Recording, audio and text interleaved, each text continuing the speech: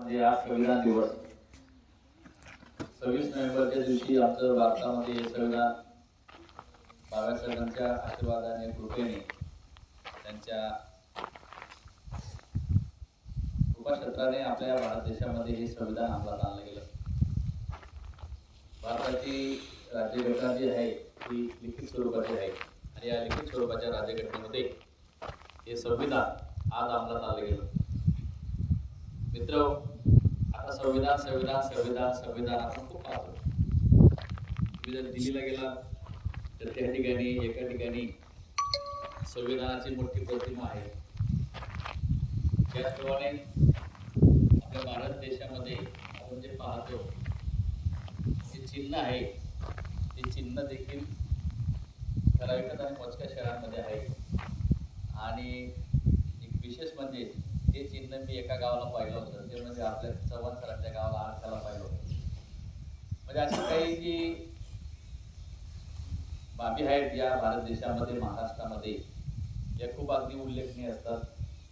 आता संविधान संविधान आपण सगळ्यांना संविधान म्हणतो, रोज सकाळी म्हणतो, आपली प्रार्थना परिपाठ आपण संविधान म्हणतो, पण त्या संविधानाचा अर्थ मात्र बरेच जण करत नाही, घेत नाही आणि आपला चालतो. परंतु मित्रांनो, हा भारत देश जो चालू आहे हा संविधानावर चालू आहे. आदरणीय बाबासाहेबांनी हे जे संविधान अंमलात आणलं गेलं, हे संविधानावरती जे अनुच्छेद आहेत ते अनुच्छेद जर बदलायचं म्हटलं तरी सोपं काम नाही. कारण तिन्ही सभांची परमिशन घ्यावी लागते आणि मग ती परमिशन झाल्यानंतर देखील ते विधेयक पारित करावं लागतं. आणि ते विधेयक पारित करत असताना जर 75% सभासदांचा त्या ठिकाणी बहुमत असेल तर ते संविधानामध्ये ते दुरुस्त केलं जातं, अन्यथा नाही. उदाहरणार्थ गेल्या 2-3 वर्षापूर्वी आपण एक गोष्ट पाहिली असेल. काय झालं भारत देशापासून? काय झालं भारत देशामध्ये? काय झालं होतं? काय झालं होतं भारत देशामध्ये? ज्या गोष्टीवर सतत वाद राहायचा आणि तो वाद संपुष्टात आणण्यासाठी जम्मू आणि काश्मीर काय घोषित केलं गेलं? काय घोषित केलं गेलं?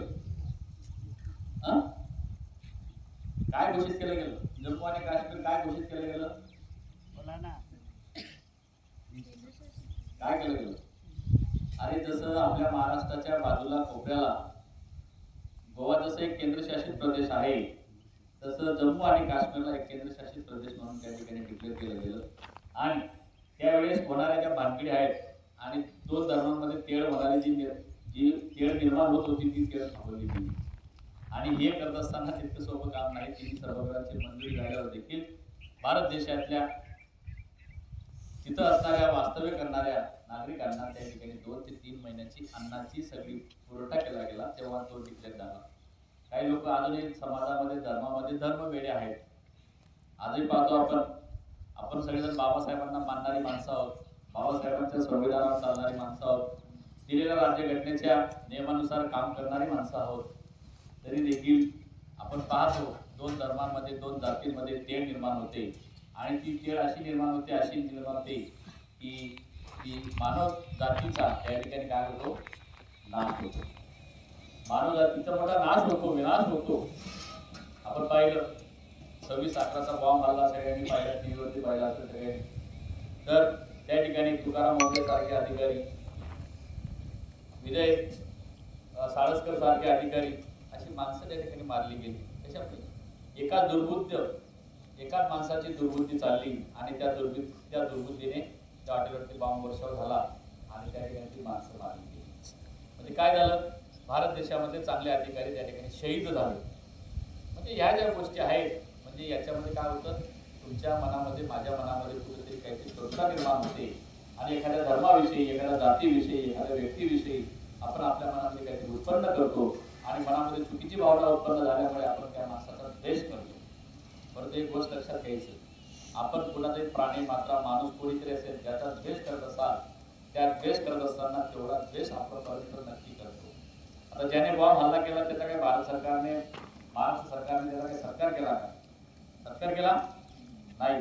त्याला जिवंत पकडलं आणि जिवंत पकडून काय केलं? त्याला काय दिलं? त्याला भारताची सगळी फुलं त्याच्या अंगावर टाकली का? सगळ्या प्रकारची नाही. अरे त्याला पकडण्यात आलं, पकडण्यात आल्यानंतर त्यांचा शोध घेण्यात आला. शोध घेऊन एक याच्या मागे तुझी काय भूमिका होती आणि तो करणारा काही साधा सुद्धा हुशार माणूस नव्हता. इयत्ता चौथीमध्ये पाकिस्तानमध्ये स्कॉलरशिपच्या परीक्षेमध्ये पहिला आलेला विद्यार्थी होता.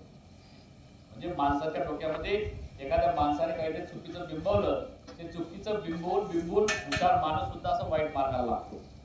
हा म्हणजे पहा, आणि त्या दिवशी त्या माणसाला पकडून ज्याने बॉम्ब वर्षाव केला, बॉम्ब हल्ला केला, त्याला पकडून त्या दिवशी त्याच्यावरती मोठा खर्च केला शासनाने.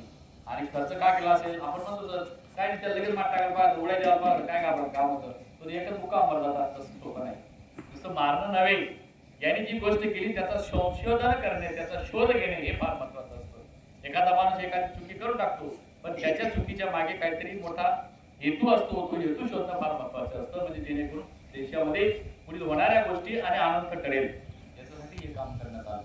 आणि हे आनंद काढण्यासाठी हे काम करण्यात आलं. आणि मग तो आनंद करण्यासाठी त्या ठिकाणी त्याला त्याच्या देशामध्ये परत पाठवलं का वाचत गाजत नाही, तो पुढं वाचत गाजत.